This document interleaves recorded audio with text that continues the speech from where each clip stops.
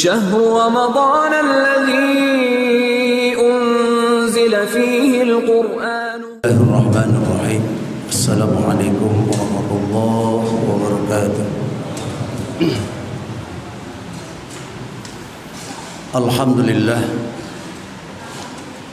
الحمد لله الذي أرسل رسوله بالهدى ودين الحق. أشهد أن لا إله إلا الله وحده لا شريك له، وأشهد أن محمدا عبده ورسوله لا نبي بعده. أيها المسلمون، اتقوا الله حق تقاته ولا تموتن إلا وأنتم مسلمون. قال الله تعالى في آية الكريم: وهو الأصدق القائلين: أعوذ بالله من الشيطان الرجيم، بسم الله الرحمن الرحيم، إن الله يحب التوابين ويحب المتطهرين. صدق الله العظيم وصدق رسوله النبي الكريم، ونحن ذلك من الشاهدين المستمعين، والحمد لله رب العالمين. Hadirin jamaah salat Isya yang insyaallah dilanjutkan dengan salat sunat tarawih. Pertama tentunya mari kita panjat puji syukur kepada Allah Subhanahu wa taala. Alhamdulillah, kita semua wabil khusus jamaah Masjid Nurul Ikhwan, Masjid An-Nur,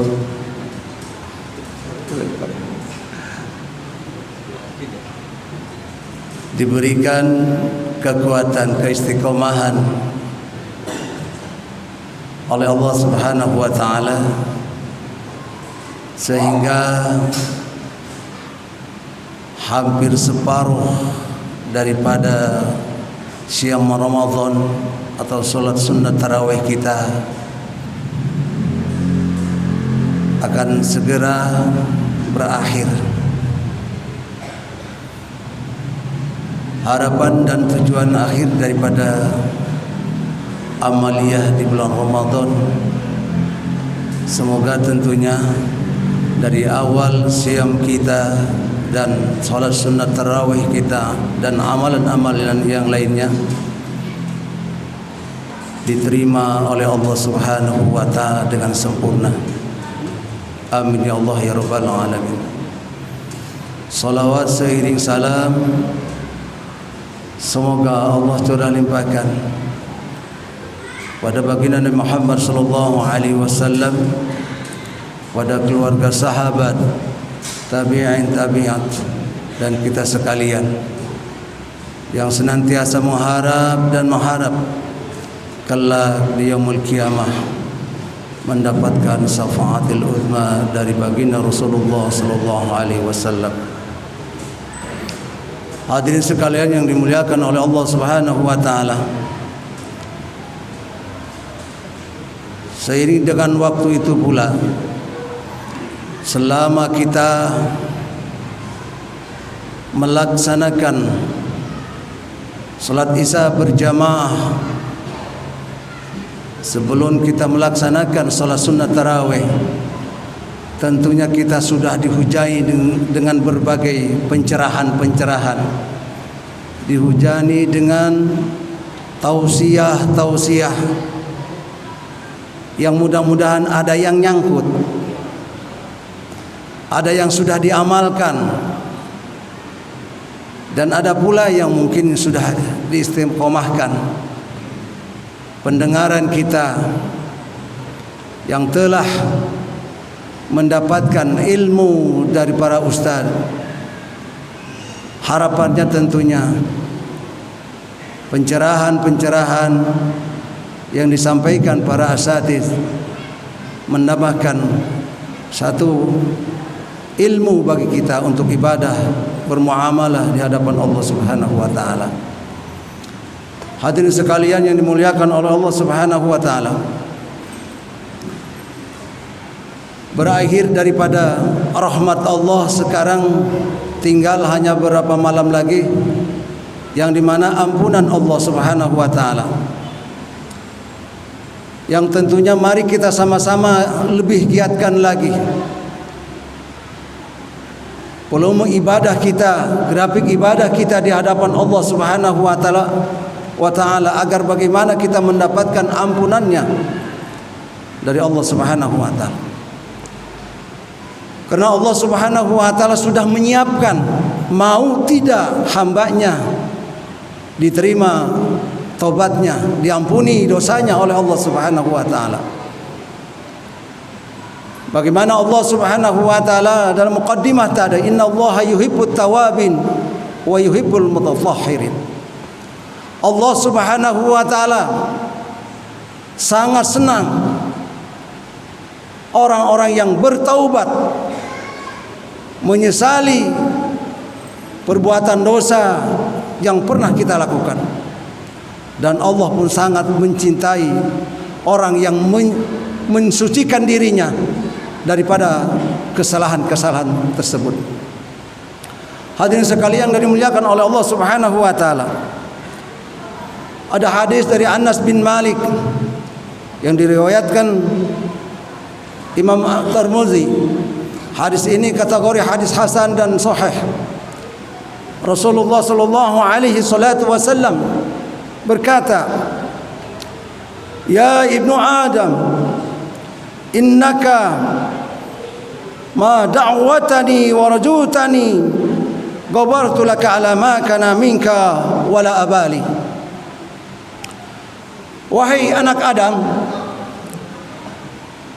jika kalian menghadap kepadaku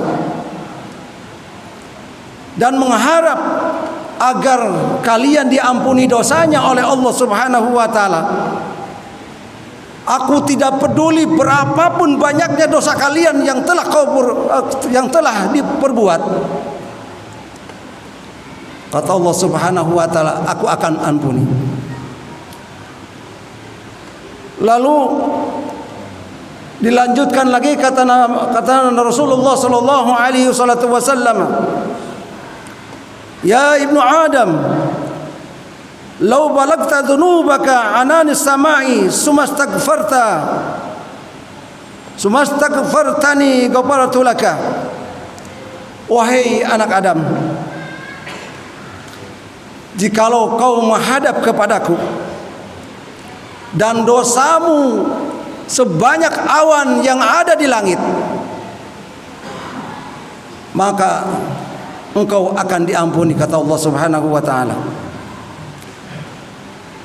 Ya ibnu Adam, innaka law ataitani bi qurabil ardi khataya summa laqaitani la tusriku bi syai'a la ataituka bi qurubiha maghfiratun.